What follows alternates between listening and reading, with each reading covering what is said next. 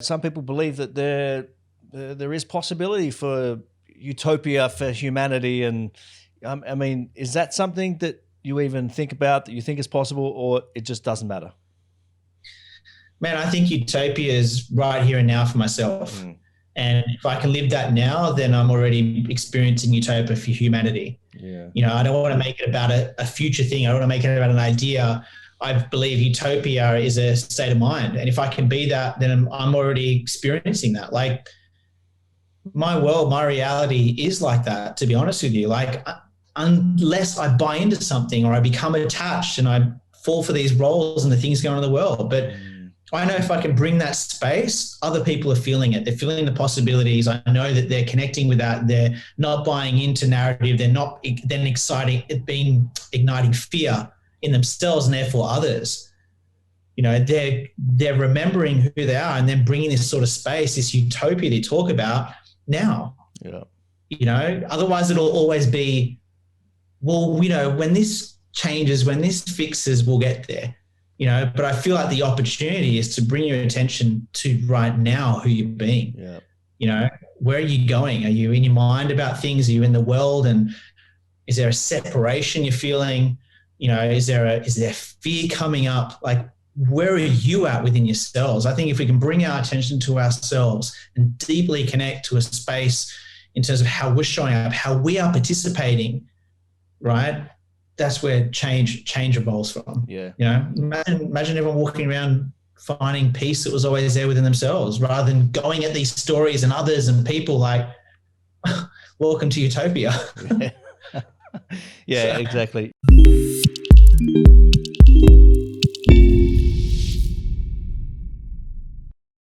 Are there any like conspiracy theories or things that you buy into in the world that's going on that you go, okay, well, you know, that needs to be addressed? Like, this is a real thing that needs to be addressed. You know what? I had an interesting personal experience with all this stuff. For years, you know, as I said, I've been making it about truth. You know, like, what's the truth here? You know, you're a truth seeker, and I hear this a lot. There's been a lot of this because the conspiracy stuff in the story, everyone's talking about truth, okay?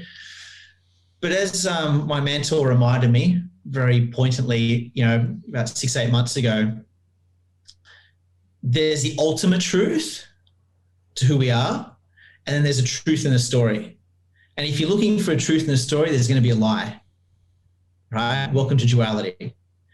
But to me, it's to realize and acknowledge the ultimate truth. Like, in duality, like you said, you're going to find positive, negative, good, bad, and you will see there's going to be a balance. There always has to be.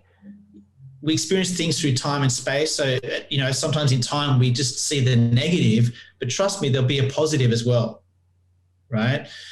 To me, it's to not get caught in either of those and realize the ultimate truth. There's just one energy. You know, like, and to be in that space where I experience the world and my existence from that space. Like, you know, I don't know why this is coming into my mind now, but, you know, people used to say your glass is either half full or half empty. And then one day, a couple of years ago, I heard this thing where someone said, but you know what? Imagine if there was no glass. Right? There is no glass. I was like, ooh, that's interesting. Because that's, you know, to me, the glass is my idea of who I think I am. And that's what then comes on my judgments, what's good, bad, right, wrong, according to what I think I am. But then when I realized that I'm not that, and who am I? I'm just energy, right? This whole idea of good, bad, truth, lie, I don't need to buy into, right? Now, in addressing that, like you asked, I had this experience like months ago, you know, where maybe 8-9 months ago, I had someone that I knew, and he was very, very loud about the conspiracy theories going on in the world. And I kind of started to get blinded a little bit. But then I noticed my mind taking off about what's going on in the world and what I need to do. And it started to feel heavy. And, you know, Amir picked it up and he said to me, where are you going with this? Like, you know, and I said, well, I don't know, like, isn't these things, like you said, need to be addressed? He goes, well, what, do you want to fall into the game of the truth or the lie? Or do you want to really bring people's attention to the truth and more so your own, and be an example of openness, of love, true love, unconditional love? Because that's where healing happens. That's where true healing happens. You don't buy into a narrative. And that might be hard for some people to hear, because I know some people are very attached to their fears and what's going on in the world, but that's their own stuff. So some people buy into conspiracy theories and the truth or lies in the story because it's their own discomfort that they're then getting to experience through that stuff. It's their own fears coming up, but then they go and empower the story more. I'd first look at yourself and go, well, why does that matter to me? What am I really scared of? How do I feel about that? If it was to happen, you may find it's more about what's going on within yourself.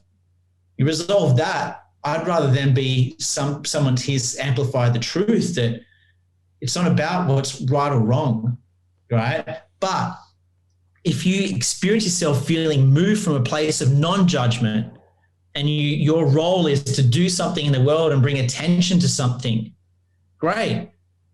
But really, are you doing it from a place of non-judgment? Because most people don't know what that is.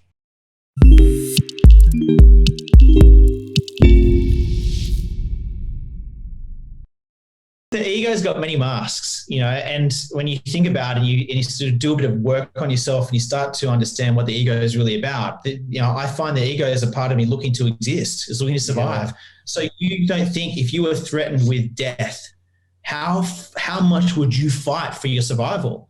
You know, that's what I look at, and I can see how many times I've done that from an ego point of view. I don't judge myself from it. It's learning. It's an opportunity to realize, well, what's real? The part of me looking to survive that was never real, or the part of me that exists in a space where it's not about what life is about or what I'm doing. You know, it's about who I'm being. It's like this space that doesn't need definition. It's a space where I don't need to define myself in any sense. And when I'm in that space, there is just complete aliveness and possibility to be anything moment to moment. And you know, I don't then subscribe to something. Yeah, and to create anything in that moment, because you know, I think when, you know, like you've gone down the personal development route and all the Tony Robbins, and you know, I've been on a pretty similar journey. And when you're in that space, it's like you're fired up, you're pumped up, but it's almost like you're motivated. You know, like I'm going to push harder. I'm going to punch down more walls. I'm going to run faster. I'm going to talk louder.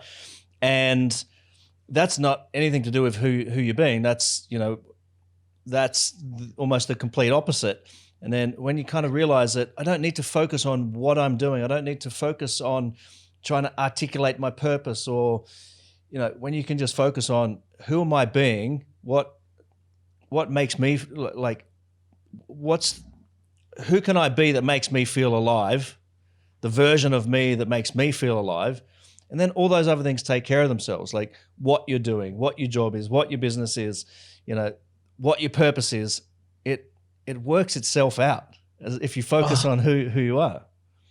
Totally. But you go and tell someone that's still very entrenched in how much money they have, what they're doing for a career, what people think of them.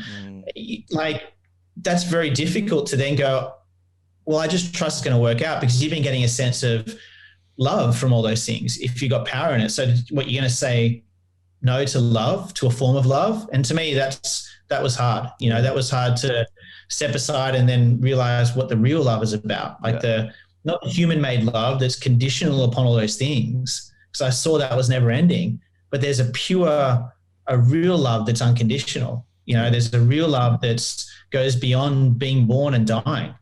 You know, to me, that's where, when you connect with that, like, I feel completely free to play. There's no attachment in my life. Yeah. You know, I'm not attached to things or what I am. But yeah, it's what a journey to know that's more real, and you can play bigger than you've ever played before when you have that. Like, wow. Yeah.